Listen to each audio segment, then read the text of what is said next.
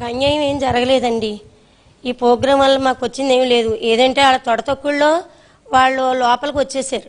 అది ఫోటోలు దిగాలన్న ఇదితో వచ్చేసారు. అక్కడ దేవుడి ఫోటోలు ఉన్నాయి, కింద పడిపోయి వాళ్ళు చూసుకోలేదు, మేము చూసుకోలేదు. తర్వాత చూసుకున్నాం మేము. కానీ కావాలని పాడేశారని అంటున్నారు.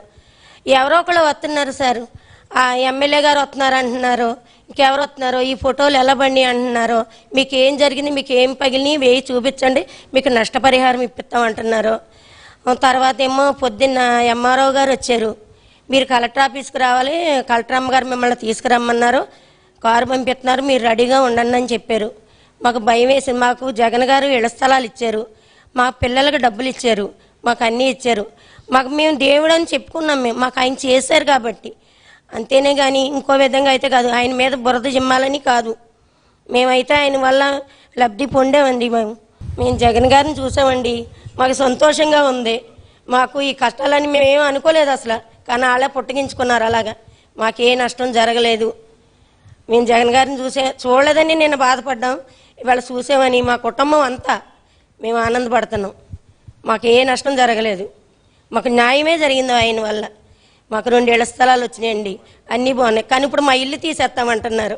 మేమేదో రోడ్డు పక్కన చిన్న ఇల్లు వేసుకుని ఉన్నాం, జగన్ గారు ఇచ్చిన స్థలాల్లో ఇంకా కట్టుకోలేకపోయాం, కట్టుకుంటాం. కానీ ఆ పక్కనున్న ఇల్లు కూడా తీసేస్తామంటున్నారు. నాకు 3 ఆడపిల్లలండి, ఆ పిల్లలతో నేను ఎక్కడికి వెళ్తానండి? చిన్న చిన్న పిల్లలు మాకు. మీరే నన్ను న్యాయం చేయండి అంతే. అక్కడికి వెళ్ళామండి, దుర్గారావు గారు రమ్మన్నారని అక్కడికి వెళ్ళామండి. ఏమ్మ అసలు ఏం జరిగింది అన్నారు.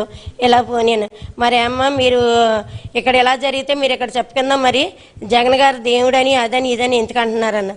ఆయన వల్ల మేము లాభం పొందాం కాబట్టి జగన్ గారి గురించి ఇలా చెప్తున్నాం. ఏం మాట్లాడాలని నాకు తెలియదు, మేము ఆయన అందరిని బాగుపడ్డాం కాబట్టి మాకు మంచి జరిగిందని చెప్పామండి అని.